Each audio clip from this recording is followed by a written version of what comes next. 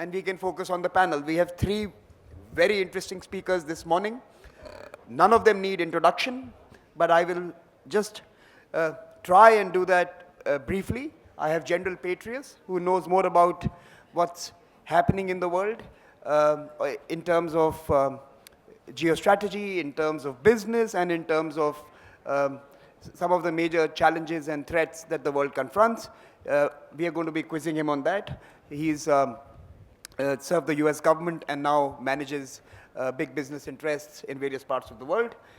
To his right, we have Dr. Jaishankar, who was a co-founder of this platform. I'm going to begin with him with something that he had said last time when he was speaking as the Foreign Secretary of India. And to his right, we have the former Prime Minister of Italy, Paolo Gentiloni.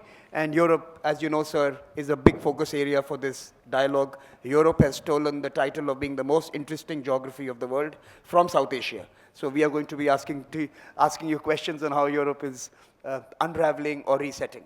So first, let me start with Dr. Jaishankar. Sir, last time when we met here, 1 year ago, I had asked you what are the three major issues looking ahead. And you had mentioned that the rise of China and how the world responds to that rise. You had mentioned the spread and proliferation of non-market economics, a different kind of an economic proposition, and how are we going to organize that. And finally, you had discussed the serious question of terrorism and a response to that big scourge that all of us face. 1 year later, and many, many travels thereafter that you've made all over Europe and the world, how would you assess your own prediction now? Let me begin, Samir, by saying it's good to be here, good to be back. I think a year from now, the calendar year 2018 was a very dramatic, very eventful year. If you look at the China issue, after years of China pushing and the rest of the world kind of accommodating in various ways, we are actually seeing an American fight back. And I think that was somewhere on the horizon, very unclear a year ago. It's much sharper now. How serious it is, I don't know. I think maybe General Petraeus could answer that. On the second issue, the non-market economy, I think that's gained much more traction. I mean, initially the concern at this conference was more on non-market connectivity. But today we've seen the tariff wars, we've seen the tech wars, and a lot of these revolve around market, non-market concerns. The terrorism issue, I think from our perspective, again, a year from where we were, I think the Afghanistan question mark is today much sharper. Again, that's something both the US and Europe, in my view, I'm sure Prime Minister Gentiloni, General Petraeus would have assessments on that. And finally, if I were to put all three together, China, non-market economy, and terrorism, I think a year ago, there was a sense that Europe was very complacent, Europe was very agnostic on what was happening in Asia. The general sense in Europe was, we are here for business, we are happy within Europe, the rest, Asia is your problem.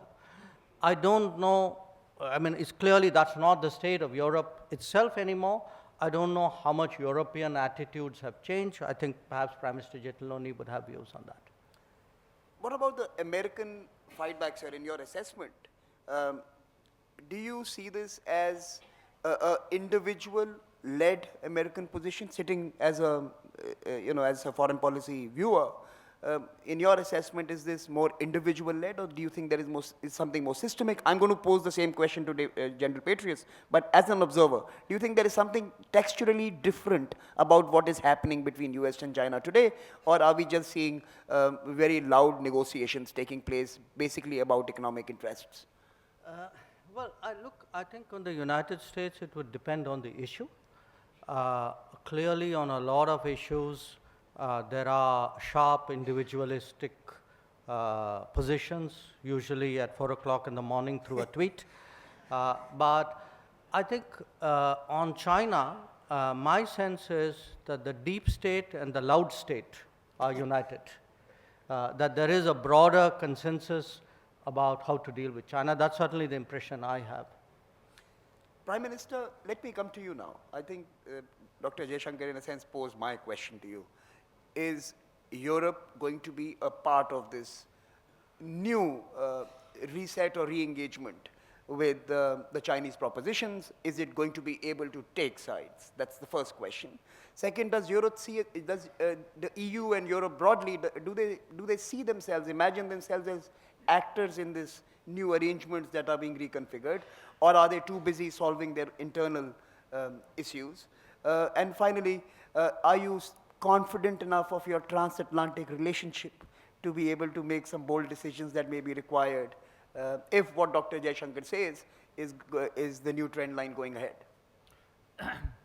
Well, thank you very much, first of all, for this opportunity in such an important initiative. I would add to Jaishankar three main global trends, and to look at a more general one, if you allow me, which is the growing difficulties that we have, especially in Western and industrialized, so-called industrialized countries, on globalization.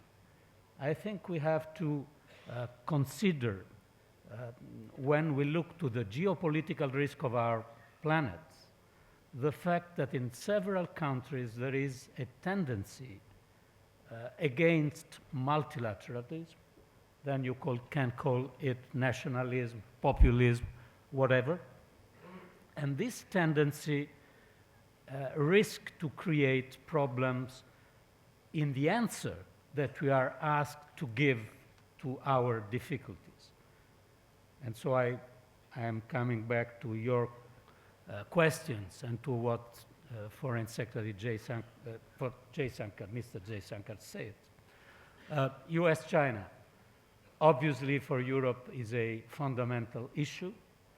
I think that also in Europe there is a growing awareness of the necessity of having a common standing towards China. And there is a big story about the status of market economy that China is asking to the European community, and a big debate on this. So Europe is standing on this more aware than before of the fact that you need to be very strong in your economic cooperation with China. It's not only opportunities, there are a lot of risk from this point of view. On the other side, we are worried on an unpredictable escalation on relation US-China. Because for sure, we are not for the moment destined for war, as a famous American book has written, the Thucydides trap, but we are destined for escalation. And if you have an escalation, or either you manage it with your partner in a multilateral way, either you run serious risk. So I think that we need to exercise a role as Europe, and perhaps Europe and India could play a role together to stand towards China, defending our economic interests, but to avoid escalation. Last year in Davos, the question was, will the geopolitical unpredictability affect the economic growth? And the answer 1 year after is yes, partially yes. These trade wars are not so serious for the moment, but they affected our economies. Some crises in Turkey, even in my country, affected the global economy. So I think we need to give an answer also to this issue. We can talk about in the next minutes the issue of how globalization is creating enemies. and this is a real danger for multilateralism. If you are against globalization, at the end of the day, you will be against multilateralism. You did not answer something that I really want you to answer, Sorry. which is the transatlantic relationship. Yeah. Is the nature of the transatlantic relationship making European response to China weaker? The transatlantic relationship are not in the best shape of the last 50 years, if you allow me to say this. Why? Well, I think that it is not the first time that you have an American leadership pressing for a more internal commitment, more than a global commitment. This is obviously something that the American leadership is stressing. It is not perfectly corresponding to the American foreign policy and the American military policy. So this is the message, but not always the substance. On the other side, Europe is very weakened by the fragility of its own government and the fact that we still don't have a strong geopolitical and defense standing as Europe. So these two trends, our fragility and the US message, more than concrete politics, but the message, we are dealing with our own interests, not with the global interest, is creating a transatlantic difficulty. The transatlantic difficulty is very, very dangerous. Multilateralism needs values. It is not a technique. And the transatlantic alliance is the one that supported these values with countries like India and other big international players. General Petraeus, so the previous two speakers have basically outlined this new geopolitical order with the American and Chinese tensions, the American fight back, as Dr. Jaishankar put it, the new geoeconomic order, the non-market proposition, which is beyond trade. It's actually the way we do business, the respect for intellectual property, theft, espionage, etc. And finally, you have the geotech wars, the geotechnology landscape, which is becoming a key thorn in bilateral relationships. American fight back. You clearly heard, Europe is frail and weak for multiple reasons. India is not necessarily aligned to American interests. Is the American fight back going to be sustainable? In the short answer, yes. But first of all, let me just tell you, Samira, it's a pleasure to be back on stage, especially with my old comrade, Foreign Secretary Jaishankar, and with one of Europe's great leaders for a good period of time, Prime Minister Gentiloni. And congratulations to you and your team for putting together what is increasingly a must-attend conference. Look, let me first actually just offer as a general comment that when one looks at the United States, keep in mind, by the way, I am not a registered voter, I am not part of any party, I am not just bipartisan, I am nonpartisan, so I'm not here speaking on behalf of the administration or anything like that. But what I would caution individuals around the world is certainly you should read the tweets. They are the unfiltered, unedited expressions of the thought of the commander-in-chief of the still world's greatest superpower. But then follow the troops, follow the money, and follow the actual policy. And as the Prime Minister and I were discussing backstage, the U.S. is actually doing more for NATO. Certainly it's also criticizing more vehemently, if you will, the lack of adequate defense spending on NATO, but as the Prime Minister noted, this is not the first president to do that. I was a NATO officer, if you will, as a 1-star, 3-star, 4-star, while also being U.S. roles in those positions. And I saw successive presidencies, 3 actually criticize, again, the lack. When the U.S. is spending more than double all of the other NATO countries put together on defense, there is an issue. And it is one that this president has been more vocal on, certainly, and has employed, if you will, harsher rhetoric. But at the same time, when you look at what we are doing, not just continuing the previous administration's plans for troops in the Baltic states, aircraft in Eastern Europe, an armored brigade of the United States returned to the European continent for the first time in a number of years since the last of those tanks were withdrawn, new NATO command structures being approved, all of this, frankly, in a response. Let's keep in mind, if you will, that Vladimir Putin is the greatest gift to NATO since the end of the Cold War. And it has provided a new reason for living, if you will, for NATO. And indeed, the U.S. is continuing to be, I think, the backbone in many respects of the force, not just there, but in other places around the world. But when you talk about what is the single biggest development, I think Foreign Secretary's predictions last year have absolutely proven out, especially when it comes to the case of U.S. and China. And here I would point out that the U.S., this is again not just Donald Trump. This is a bipartisan view that has gradually solidified over the course of a number of years.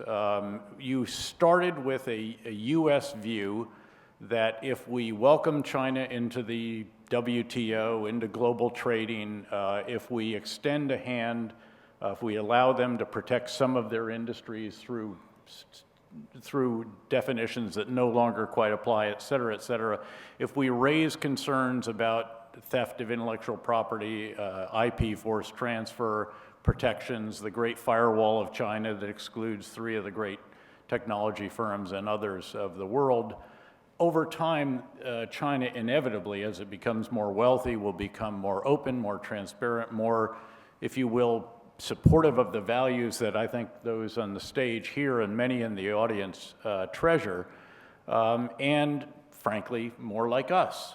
And unfortunately, that has not come to bear in all cases. This is not a criticism of that.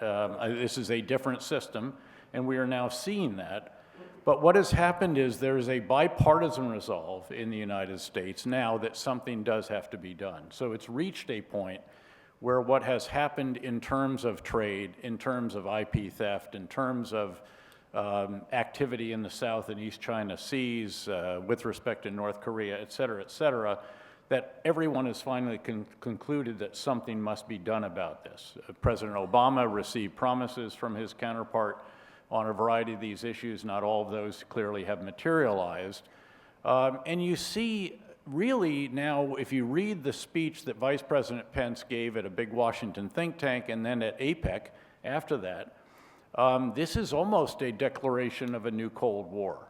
It's an enumeration of all of these issues that have come to define the relationship, and quite a firm stance on it in a way that, again, I think you've not seen before. But again, don't think this is just this administration or just this, that party. This is, again, a bipartisan response. This is the defining issue of our age, and it is a question whether this is, again, destined for war, as Graham Allison of Harvard, a mentor of mine, described it in the title. Keep in mind there was no question mark after that title, Destined for War.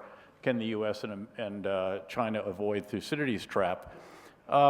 This is the defining issue of our time, and I think it will become more and more and more prominent as individual areas or sectors, as countries like India, if I could, with respect, have to decide whether they're going to be inside, behind the great firewall of China and in that supply chain, or in another one. And I think many countries of the world are going to have to decide that, unless, and my hope would be, obviously, that there can be a mutually beneficial relationship that results from the ongoing negotiations, again, not just on trade, but on a host of other issues, and that, again, these two great superpowers of the world now and for the foreseeable future can indeed come to a condominium, come to understanding, accommodate the vital interests that each have and that are legitimate, and figure out how to move forward together. And that certainly is what I would hope would be the outcome of this. Dr. Jaishankar, let me pose this question that he's asked for you, actually. He's asked to you. Can India take a stand? You've been a diplomat for this country for so long. Do you think we have it in us to take this kind of a stand, choose sides? Well, I think we should take a stand, and I think we should choose a side, and that's our side. Uh, and I'll tell you the reason. India first, Oh, absolutely. Why not? So, look, as all countries do, after all. I mean, at the end of the day. if you look at some issues, say trade issues, trade deficit, market access, non-market economics, connectivity, I think these are issues where actually a lot of our concerns are shared by the US and Europe as well. But at the same time, today what the US is doing to the WTO, which really, I mean, short of gutting it, I mean, they really put it under intense pressure. That's, and you know, the developing divide which has historically been there, erasing that or diluting that. So I think part of our problem with the US today is the ability to distinguish between the baby and the bathwater. So you can't, you know, solve the problem by chucking both out. I think this is the, so the larger answer to your question would be there will be a lot of areas where our interests would converge with those of the US and Europe. There will be areas where they won't, or they will be partial. And to my mind, if you look at it, east of India, there seems to be more convergence. But west of India, there seems to be less. And a lot of our concerns about AFPAC are still coming out of a belief that what the US specifically and Europe in addition, their thinking, their assessment of that situation is significantly different from ours. Prime Minister, if the Cold War that General Petraeus has warned us about in his last intervention was to come about, which side of that divide would you think Europe would opt for? Well, I think Europe should be, first of all, against a dynamic of a new Cold War. I think we have nothing to win and a lot to lose in a dynamic of a new Cold War. Cold Wars are very useful for regimes. They are very happy with Cold Wars. And a multilateral and open trade system is useful for democracies, for liberal democracies, for open economies, for export economies. So it is not neutral. And then we, I mean, the Transatlantic Alliance has an experience of a Cold War, and the experience says that when we were out of the Cold War, someone won and some other lost.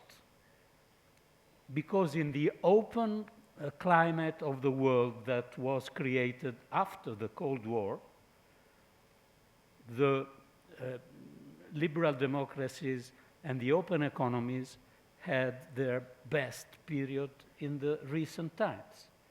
So first of all, I am not accepting the idea that we have to, obviously we are allied of US in NATO, and this is a premise of all the debate. But I don't accept the idea you have to choose where you stay in the next Cold War between US and China.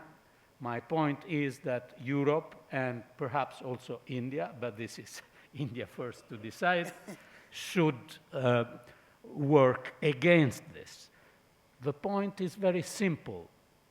The human welfare needs a multilateral and peaceful environment. You can't imagine human welfare with geopolitical disorder and risk of war. But even without war, risk of trade war, risk of deglobalization, all these things are very negative, not for businessmen, not for the Davos elite. They are negative for human wellness, for human welfare. So we need to concentrate our effort in a multilateral new order comprehending in this multilateral new order also China, but obviously with our strong position on what fair trade means. It is not. It is normal now that we always repeat free and fair trade, also in our European language, and you know what this means. Means not only free trade, but also to protect our interest in this exchange of trade, but maintaining the environment that made possible the miracles of globalization, and taking in account the fact that if we leave the open door to the populist and nationalist tendencies, we will have a very dangerous world. Can I think both of you can I want to just intervene. clarify, I'm not rooting for a Cold War, understand. I am a believer in globalism. Yeah. I'm a believer in international institutions, norms, values that are the so-called rules-based international order, which I share the belief served the world very well, first in the wake of World War II, but then especially after the Cold War. I'm pro-trade. I'm an economics professor. How could you not be? And I believe in democracy and the values and freedoms and so forth that are embodied in it. Having said all that, I don't think it is misplaced to describe what is emerging as, again, somewhat of a new Cold War, except between, again, the two great powers. By the way, with a resurgent Russia, and all of which comprises this trend that is identified, I think, quite forthrightly in the U.S. National Security Strategy and National Defense Strategy, which is described as the resurgence of great power rivalries, which is what, of course, all of this is about. Now, again, my fervent hope is that we can resolve these kinds of differences, that there can be adjustments to the rules-based international order. In some cases where, the U.S. was slow in doing that. The IMF voting rights, for example, should have been changed to reflect the rise of China well before they were. There are issues where, again, we have been slow to adjust, meaning now the U.S. and indeed in some cases the Western world, if you will. But there are other very real issues that are out there. And these issues, this is not going to be where a country is going to say, this is not a with you or again you moment, as perhaps was posed after the 9/11 attacks by the then U.S. president. This is more about incremental decisions that are going to have to be made because of issues like high technology value chain, supply chain. Issues about which internet are you going to be part of. These kinds of issues actually are, I think, going to define much of what the world is in the future, especially, again, if we can't resolve some of these issues, because they represent fairly incompatible views of whether there is openness or there is not. Let me take this to Dr. Jaishankar. Although General Petraeus has clarified that this is not a with us or against us proposition, American propositions are generally binary. And how do you respond to a very strong American proposition that you have to either choose US tech or China tech? Can I just remind one more thing? You should all read The Art of the Deal. This is Trump's first book. And just remember that his negotiating tactic, as he describes it in there, Correct. is that before you sit down actually and negotiate with somebody, you punch the other guy in the nose. And you see this actually being repeated. This is now materializing as a bit of a technique. But He's living his book. We get it. He's living his book. if you look at the Korea-U.S. trade refinement, if you look at the U.S.-Mexico-Canada deal, there's a point at which a deal is made.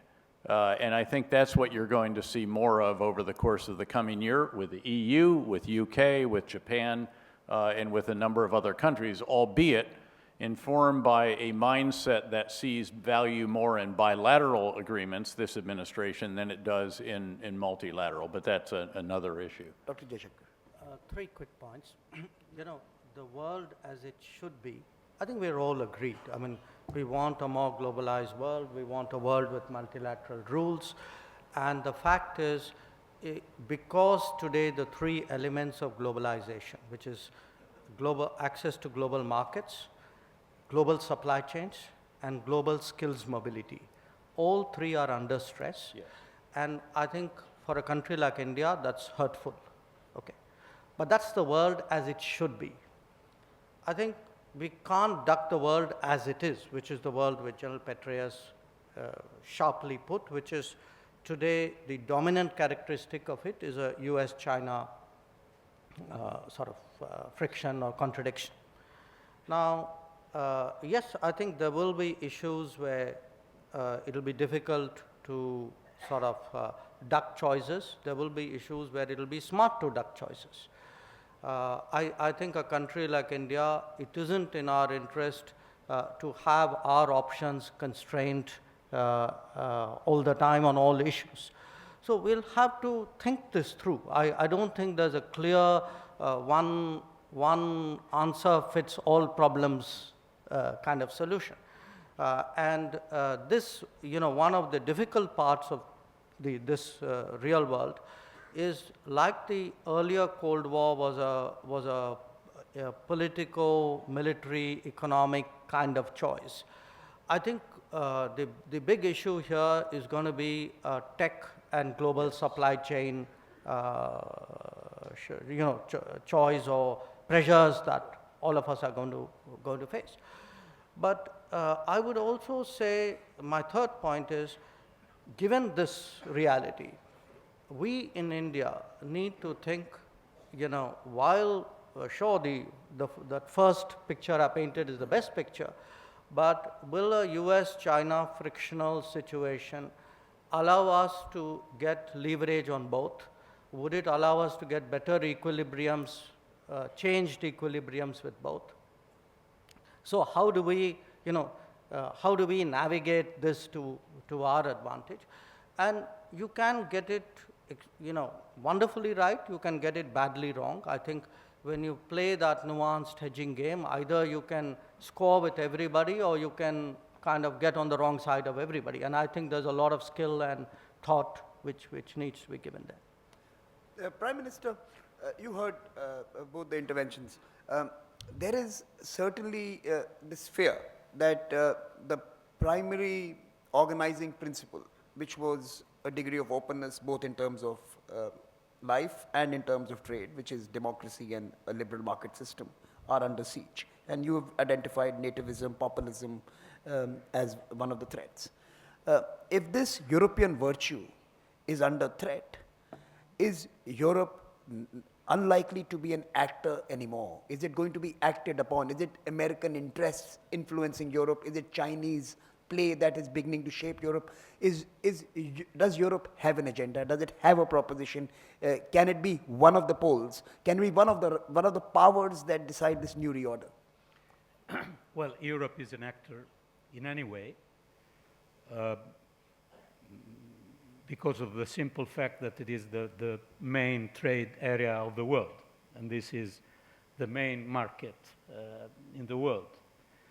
I could say this also for India. India is a player because it is the first or second largest population in the world, and an enormous country with. So the point is not if Europe will be a player, but how relevant player will Europe be, obviously. And this depends, I think, on the fact that Europe needs to be more clear on the fact that we have a geopolitical and defense common policy. Will this be possible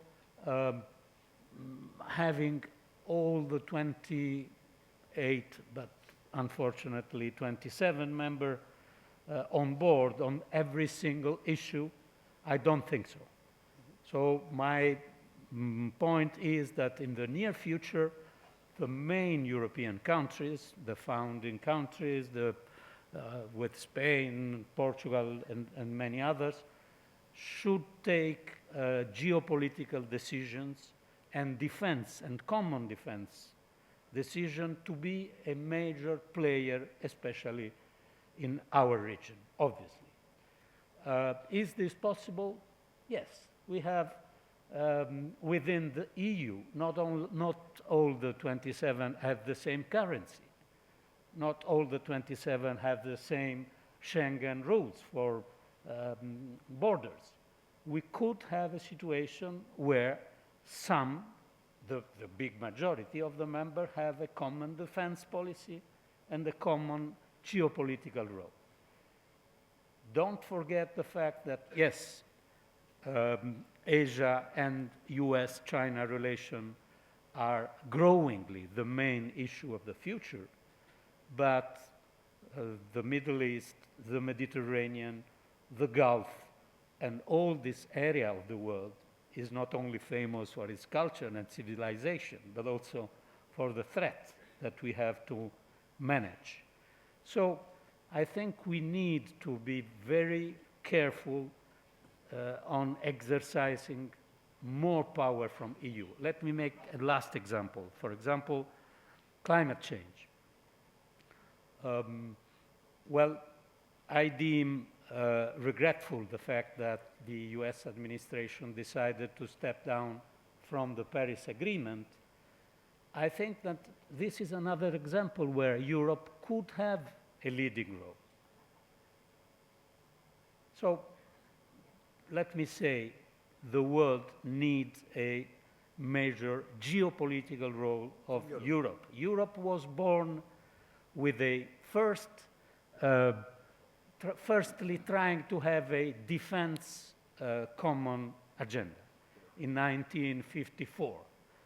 And then this failed because France refused a common defense agenda, and Europe decided to begin from steel and carbon. Now we have to do something in reverse.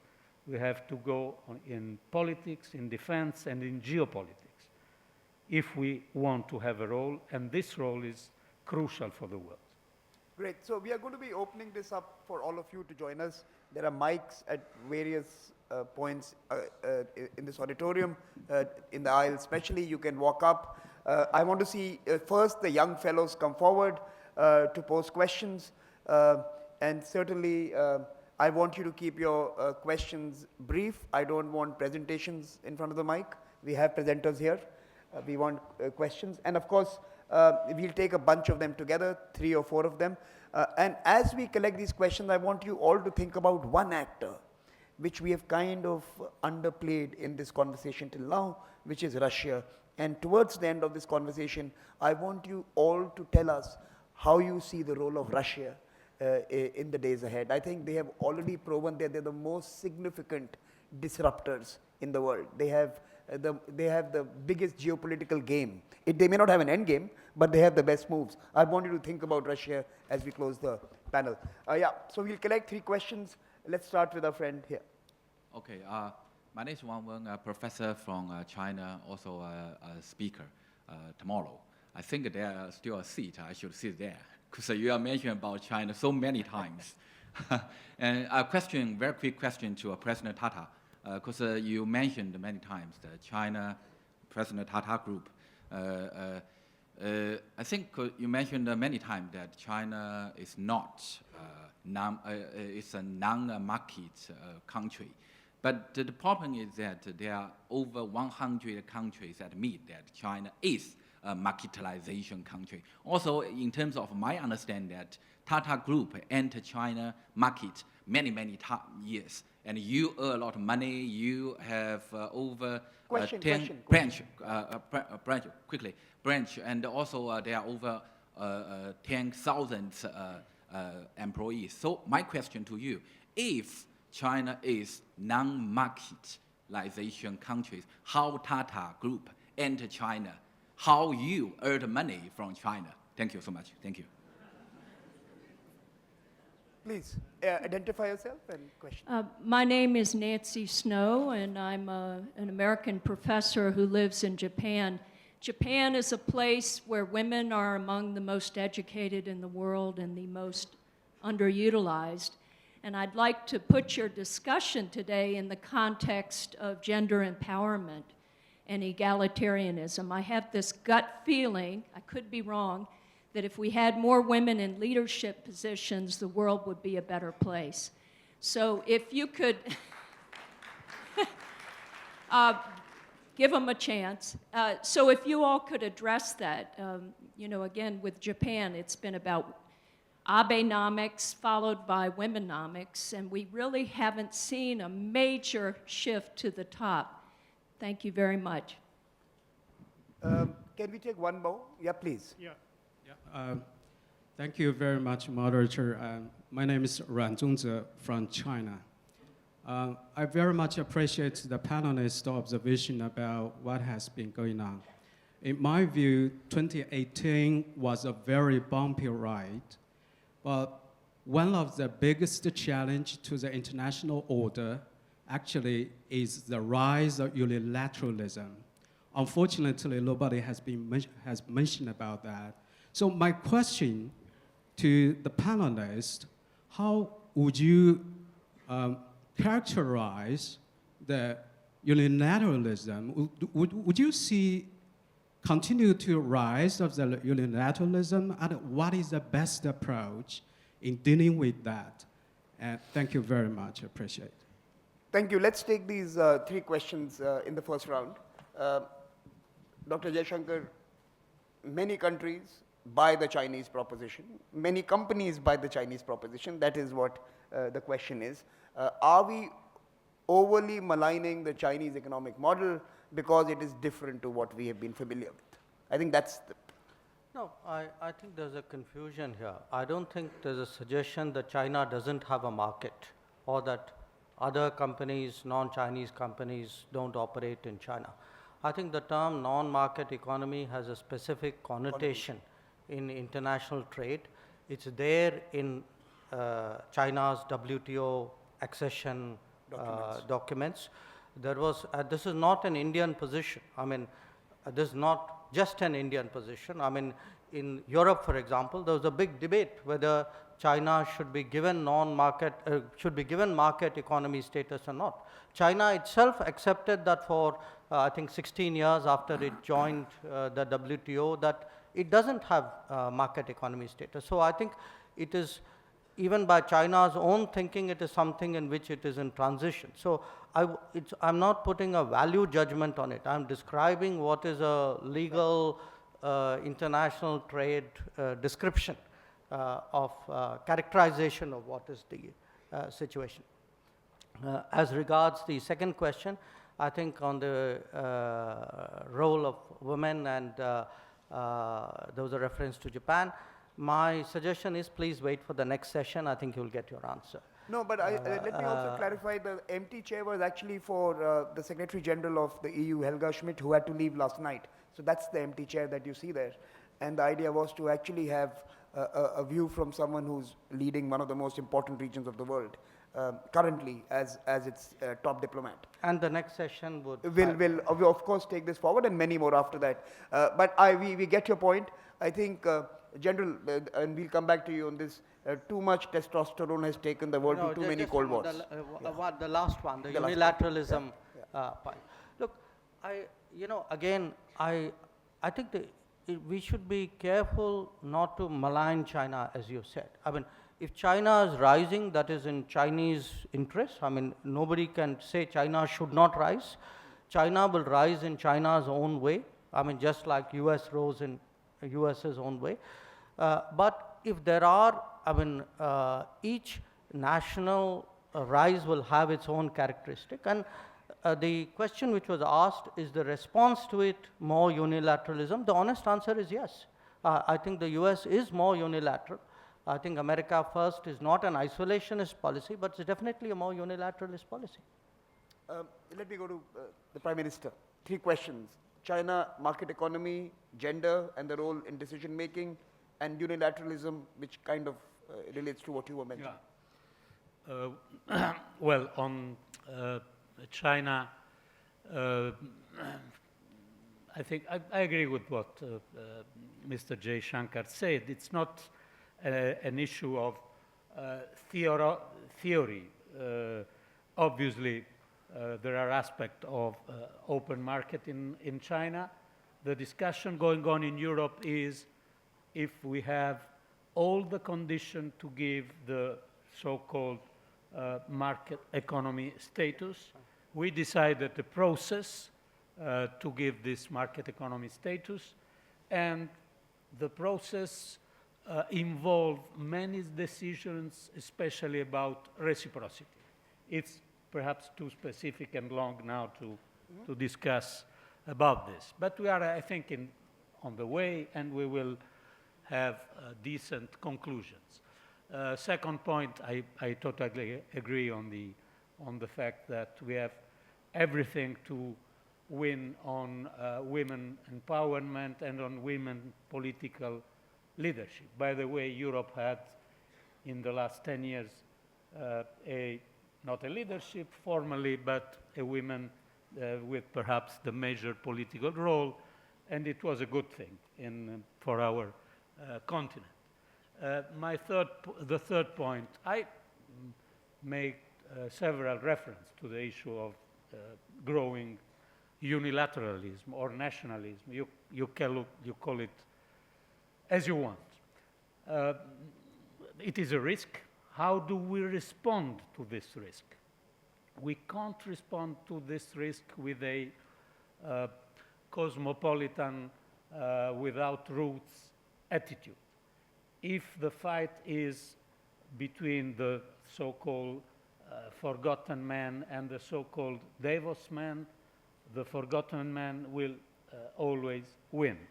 So now, to defend multilateralism, we have to take in account the necessity to solve 3 or 4 issues.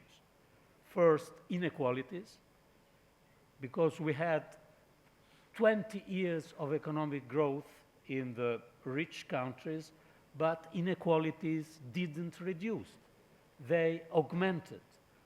And this is the first time that you have economic sustained growth with bigger inequalities. Second, climate change. If we don't manage the issues of climate change, multilateralism will be very, very difficult. And third, obviously, political agreements, peace, terrorism, management of crisis, of cyber crisis, for example. So my answer is yes, we need multilateralism, but it is not a technique. Multilateralism is full of values, and we have to fight for these values to defend multilateralism. General Petraeus, let me just take the point the Prime Minister made and the question that was posed from the audience and ask you, is there a difference between nationalism and unilateralism? You could be a global actor and be unilateral. With respect, I think there is. I think nationalism and populism, these are elements that are much greater features and much greater challenges to the democracies of the world today. We were discussing the situation in Europe. If you look at the 5 biggest countries in Europe, every single one of them is under some kind of pressure, whether it's Brexit in the UK, the Yellow Vests in France, a very tenuous political situation for the Chancellor in Germany, a right-wing, left-wing government in Italy, your country that only agrees on one issue, which is no more refugees, and then Spain, which is I think actually a minority government right now and has a new party that just popped up on the right wing as well. And certainly there are these issues in the United States also, as well as other countries around the world. Let me actually come back, though, to, first of all, I'll leave the issue of the market economy. By the way, KKR, which I'm privileged to be a partner, is very, very active in China. I believe we're the biggest outside financial investor. We certainly raised the largest Asia fund in history, 9.3 billion, just a year or so ago. And we are very, very active in that market. I'll leave it to international trade lawyers to debate the specifics, again, of how to classify that market. I'd note that with some degree of quiet pride, I think, that KKR, the CIA, and the US military are all very much about empowerment of women. And I think if you look at the US election for Congress this past November, that there is a historic number of women that are entering the House of Representatives in particular, and I think a very important point. I think the questioner who said that 2018 was a very bumpy ride in part because of a rise of unilateralism, if you will, or more assertiveness by some of the principal powers of the world, certainly the US, China, and Russia. I think that's accurate to assess. The question is, why has this occurred? And this is where I would come back again to the sense that there are real challenges in that most important relationship in the world by far, and that is, again, in the US and China.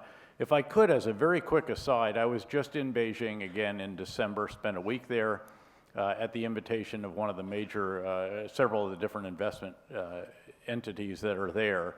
And I recommend to all of you who might have a chance to go to Beijing, to go to the National Museum, which has been completely redone on an industrial strength scale, which is, of course, one of the defining features of anything that China does, to chronicle the 40 years of progress since Deng Xiaoping welcomed the world to China. It is extraordinary, and it is a crucial and critical and important reminder that no country in the world benefited more from the so-called rules-based international order than did China, because no country has achieved in 40 years what China achieved ever in the history of the world. Indeed, there was a 2-decade period where China enjoyed year-on-year double-digit GDP growth year after year. Again, no other country has ever accomplished this.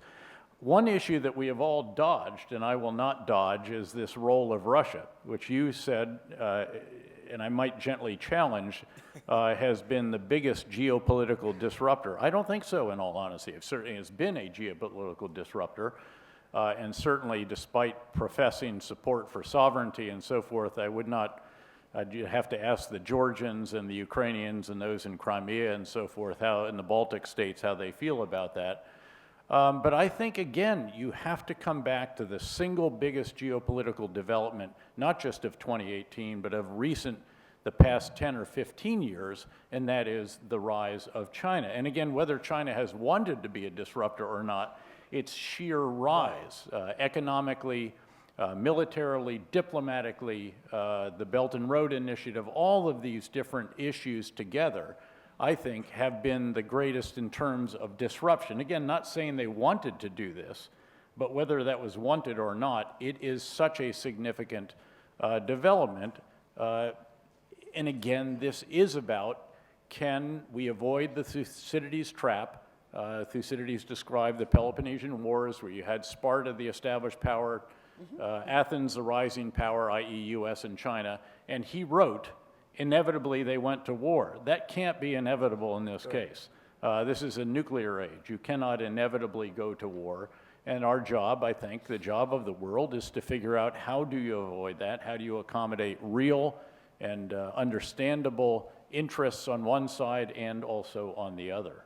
Let me ask Dr. Jaishankar, Russia. We are going to be wrapping up now. We are going to be doing we are going to take the opportunity of having all three of you here to release our Raisina files as well. So I need to keep a minute or two for that. But as we wrap up, let me ask you, Russia, and if you were to now make the similar predictions for the next year when you are speaking with us again, and I question you on those, what would those be? So Russia and the next changes that 2019 could see as something that we would all have to contend with. Well, you know, to be very honest, if there's one thing which baffles me about American thinking currently, and to some extent European thinking, it is the obsession with Russia.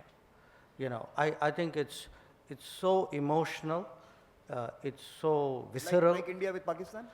You know, in a way, most. No, I'm sorry, I'm just putting it. We haven't yet passed laws of sanctions against Pakistan. So, and I'll tell you why. You look, I mean, it's interesting you make that comparison, because in our own part of the world, we get advice from other people saying, you know, be practical, be rational, you can't not talk to the other guy. Okay, they may be doing bad things, but you got to live with it. You got to get them into the tent. Now, you know, for people who give you all this advice in running our lives, Behave like ourselves when it comes to absolutely. So I'm honestly, you know, the extremes to which this has gone, and I'm not sure it's even smart, because I think it's actually giving Russia less and less incentives. To be a stable actor. No, I mean, obviously then Russia will be angular to assert itself, make its point. So I think this is an issue on which, I mean, it's not an ideological issue, at least for us. But I think we have a very clear sort of difference in perspective with the Western world broadly here.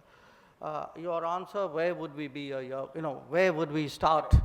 I think about the only thing I could say safely, I hope, 2019 is going to be a much bumpier year than 2018. I think you're going to have, particularly US, China, look, the Chinese have come such a long way and so successfully. They're not going to give up on a model which in their minds has worked for them, and the United States today and Europe to some degree finds its very core interests under pressure. So I see sort of elements of irreconcilability here. Now, but in real life, even the irreconcilable is temporarily reconciled. So I think you're going to have truces, you're going to have, partial agreements, you're going to have a kind of a ceasefire of various kinds. But it will remain very frictional and very bumpy, and I'm not sure that's going to be good for the world, but it's going to be the reality. Prime Minister, Russia and your one prediction for 2019. Well, I think that Europe and in general the Transatlantic Alliance has no interest in a confrontational attitude toward Russia. Obviously, we have to defend some principles. We have this Ukraine crisis, and I think we took the right stand. But Italy has always stressed the necessity, even in difficult times, to maintain an open dialogue with Russia, because we have all to gain and nothing to lose in an open dialogue.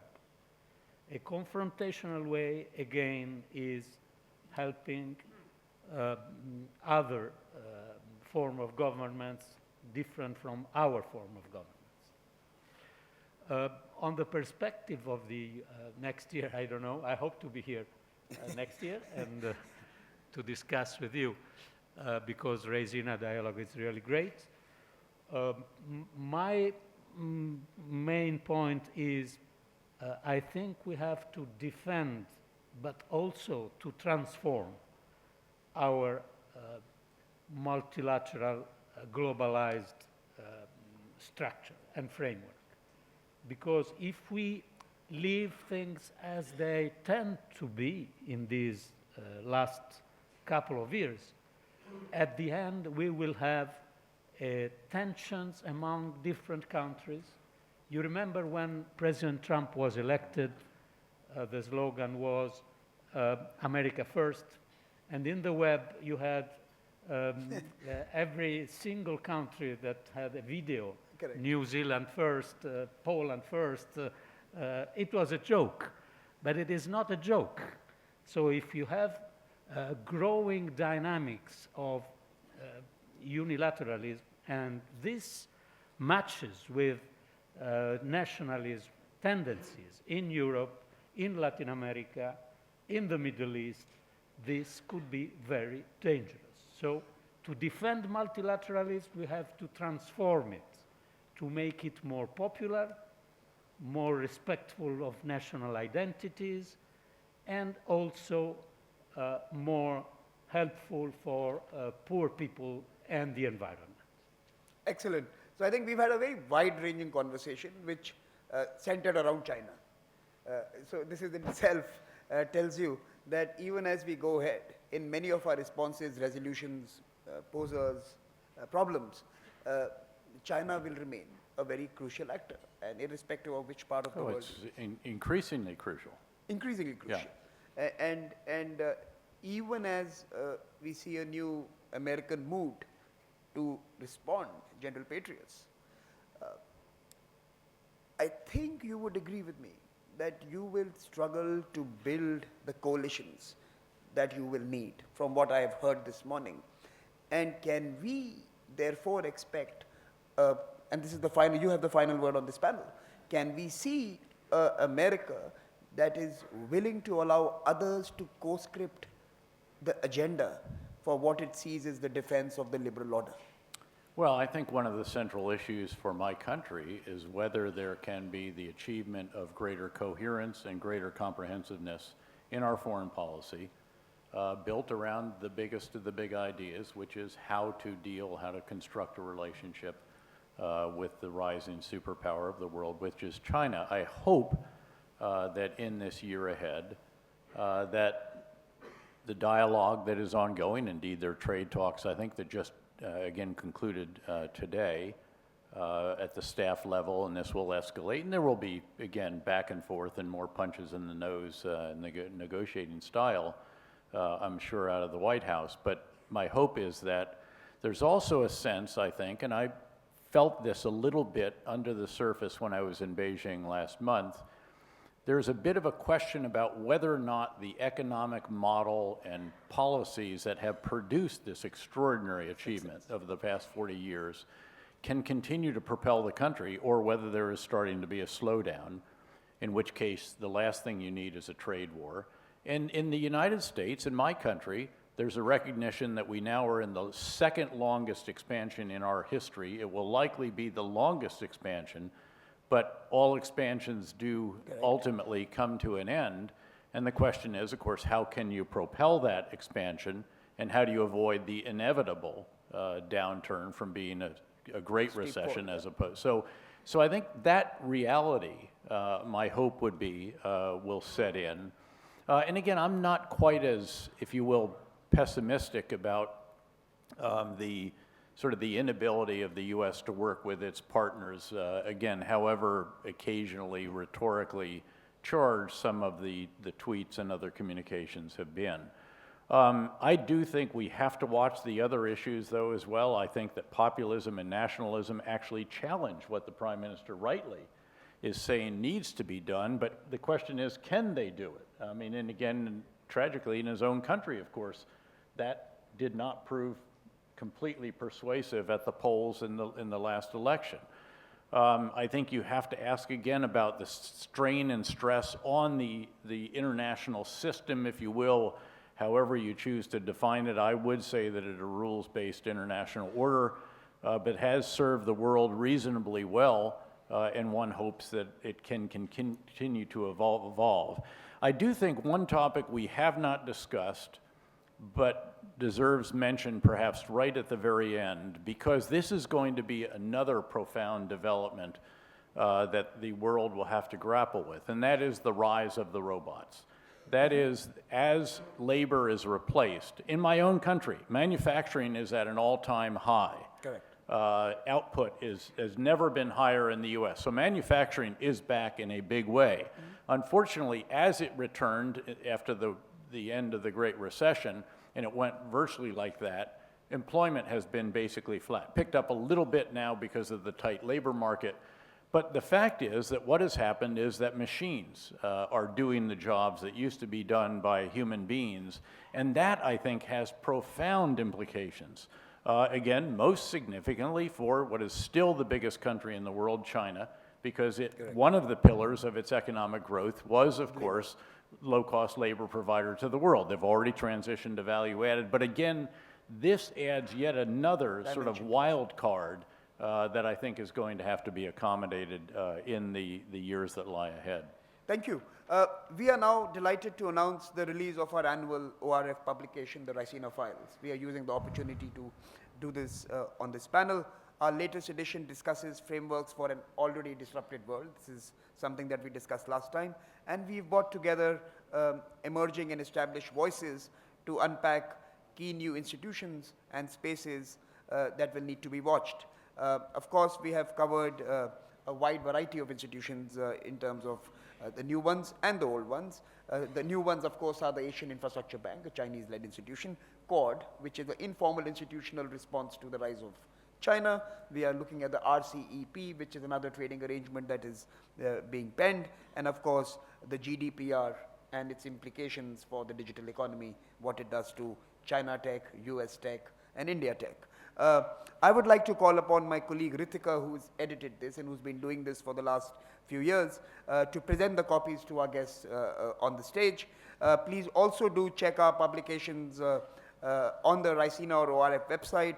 There are a few copies available outside today and tomorrow for you to get the actual physical hard copies, although I believe they are passé and we should stop printing, save the trees. Our Raisina Files contributors are here amongst us. Some are speaking on panels. Feel free to reach out to them if you don't like what they have written. Please join me in applauding of Ritika for her work. Ritika, please present the copies here.